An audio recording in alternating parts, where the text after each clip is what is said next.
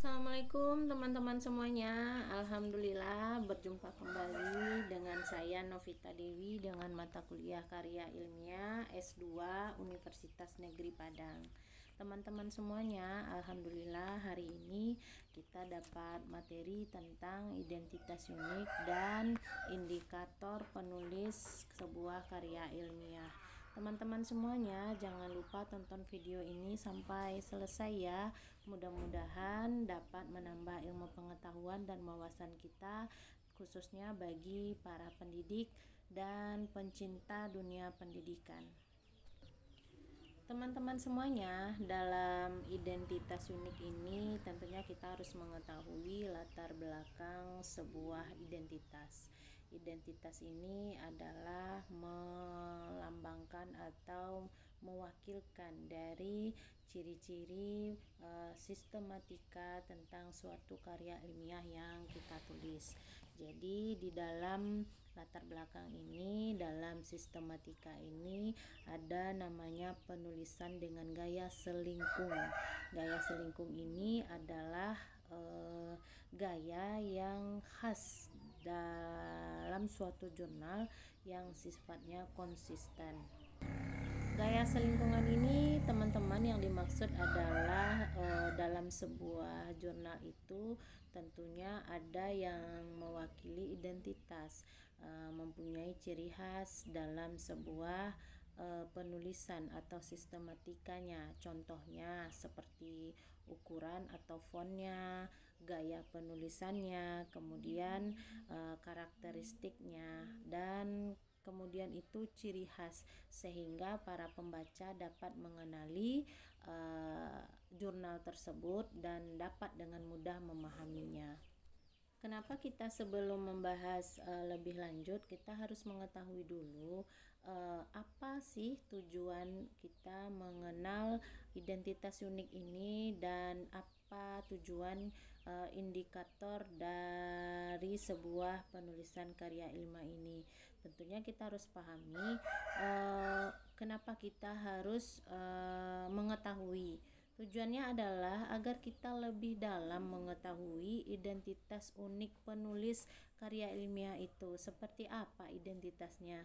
Kemudian untuk mengetahui indikator kinerja apa saja yang dipakai oleh seorang penulis dalam membuat suatu karya ilmiah. Kemudian pada poin B, teman-teman semuanya dapat kita ketahui adalah indikator penulis sebuah karya ilmiah itu. Dalam indikator ini kita harus pahami bahwa indikator kinerja penulis saat ini bukan hanya berapa jumlah publikasinya, berapa jumlah publishnya, berapa jumlah terindeksnya, berapa citasinya, kemudian diterbitkan di jurnal yang terindeks mana, kemudian sudah berapa kuartil, berapa jumlah posisi tulisannya, dan lain-lain sebagainya. Tetapi indikator ini meliputi sebagai berikut teman-teman. Indikator keterangan atau definisi ini teman-teman semuanya, citasi jumlah artikel yang dijadikan sebagai kutipan itu yang sebagai referensi H indeksnya itu jumlah artikel yang dikutip dari berapa artikel yang dimiliki. Seperti contoh, H indeksnya 6, berarti ada 6 artikel yang citasinya oleh minimum 6 artikel pensitasi. H10 H110 indeks. H10 indeks adalah bilangan HI10 terbesar di mana jumlah I10 artikel mempunyai jumlah citasi minimal 10. Kemudian ada import factor. Yup. Kemudian yang kedua teman-teman semuanya ada impact factor namanya. Impact factor ini merupakan indikator banyaknya citasi dan bukan mutunya. Maksudnya di sini adalah tidak dapat digunakan impact factor ini tidak dapat digunakan untuk menilai mutu penelitian, begitu. Mengintegrasikan jurnal, penulis dan afiliasi sehingga mudah ditelusuri. Kemudian beberapa pengindeks menyediakan fasilitas untuk menghitung kinerja penelitian berdasarkan jumlah citasi. Kemudian publikasi yang jurnalnya tidak diindeks tidak akan ditemukan. Dan perlu diingatkan bahwa artikel yang terindeks bukan berarti artikel itu sangat baik, tetapi karena jurnalnya yang baik. Kemudian ada lagi di profil Google Scholar teman-teman, misalnya di Google Cendekia. Google Scholar ini adalah salah satu mesin pengindeks untuk makalah, untuk buku, kemudian karya-karya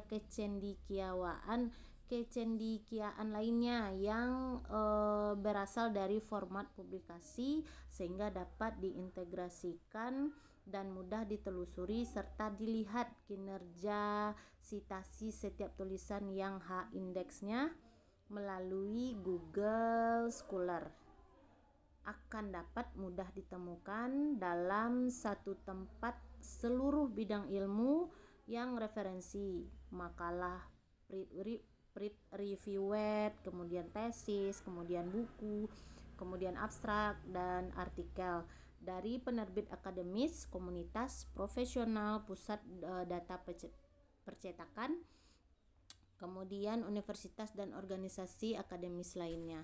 Kemudian teman-teman ada juga yang Scopus. Scopus ini merupakan laman produk dari Elsevier yang menyediakan database abstrak dan sitasi puluhan juta literatur ilmiah di bidang hayati, life science dan health science.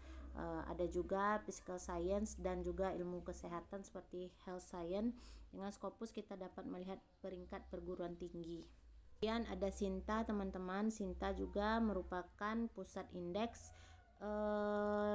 sitasi dan kepakaran terbesar di Indonesia yang berbasis web yang menawarkan akses cepat teman-teman. Kemudian dapat kita simpulkan teman-teman bahwa dalam mengetahui identitas unik ini, indikator penulis karya ilmiah ini kita harus pahami bahwa sebuah artikel itu harus memiliki satu judul, kemudian tahun terbit, kemudian penulis, siapa penulisnya, yang ketiga itu ada latar belakang sebuah artikel itu apa, kemudian ada metode apa yang digunakan, kemudian bagaimana hasil pembahasannya setelah dilakukan penelitian.